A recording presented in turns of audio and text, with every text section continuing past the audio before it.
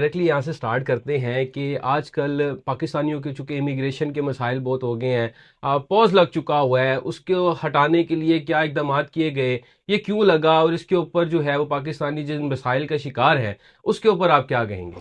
देखिए, पहले तो ये बात समझनी है कि पॉज लगा क्यों है। ठीक है। सबसे बड़ा सवाल जो हमारे जहन में आता है, हम्म। देखिए पॉज लगने के पीछे एक छोटी सी हिस्ट्री है।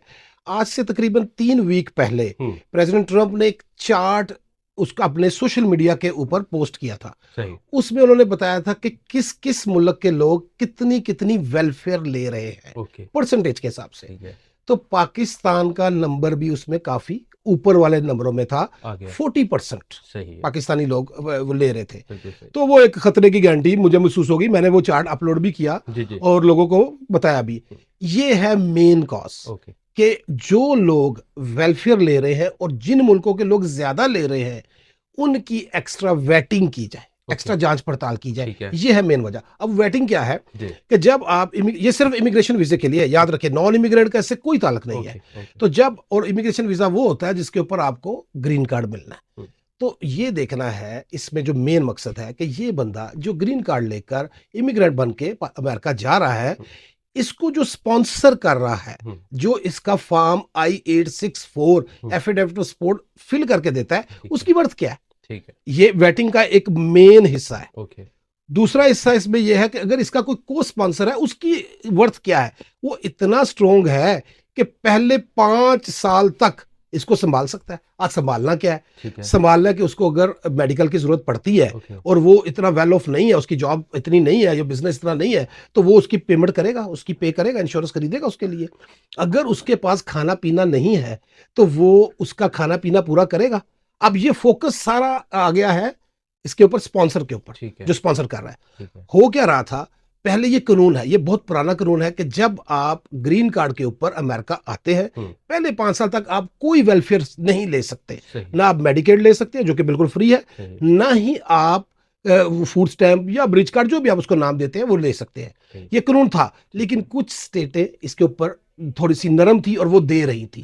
फेडरल का कानून उधर ही खड़ा था। अच्छा। अब उसमें क्या होता था कि जैसे कोई प्रेग्नेंट है तो उसको दे देते थे, कोई बूढ़ा है उसको दे देते थे, या कुछ स्टेटें सबको दे रही थी। तो अब इन्होंने इसको कर दिया स्ट्रिक्ट। सही है।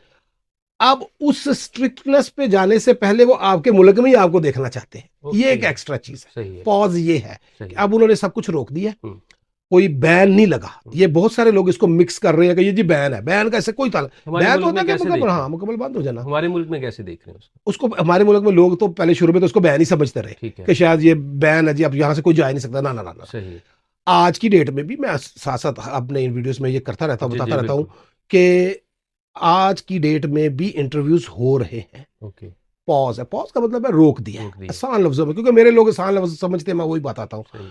तो ये रोका हुआ है, ये एक्स्ट्रा वेटिंग चेक हो रही है, उसका फाइनेंशियल पोजीशन चेक होगी कि यहां से वो क्या क्या बेच के जा रहा है, क्या क्या कर रहा है। या जो अगर उसके पास कुछ नहीं है, कोई मसला नहीं है, ये नहीं है कि पैसे होंगे तो हो जाएगा। आगे जो स्पॉन्सर है वो तो उसको कर सकता है, जो मैंने पहले बात बताई। दूसरा, उसका मेडिकल कैसा है, उसकी जिस्मानी हालत कैसी है। ऐसा तो नहीं है कि जाते ही वो हमारे पे बोझ बन जाएगा। ऐसी देखिए, जैसे डायलिसिस है, ऐसे ही। अब डायलिसिस तो मतलब कि इंश्योरेंस भी बड़ा बहुत खर्चा है वो, और वो अगर आप नहीं पे कर सकेंगे, या कैंसर ऐसे हैं जो, और बड़ी बड़ी जो बीमारियां हैं। अब इसमें एक बात बता दूं, हमारे लोग जरा थोड़े कंफ्यूज हो जाते हैं। शुगर वाला, हार्ट का पेशेंट, उसका इससे कोई ताल्लुक नहीं है, उनको घबराने की जरूरत नहीं है। क्योंकि बहुत सारे लोग मुझसे पूछते हैं जी मुझे शुगर है जी, मैं हार्ट का पेशेंट हूं, तो मेरा क्या बनेगा? उनका कोई इससे ताल्लुक नहीं, ये बड़ी बीमारियों की बात है। ये चीज चेक की जाए। मेन चीज ये है कि ये बंदा अमेरिका में पहुंचकर अमेरिका के टैक्स पेयर की जो पैसे हैं, जो टैक्स देता है, उसके ऊपर बोझ तो नहीं बनेगा।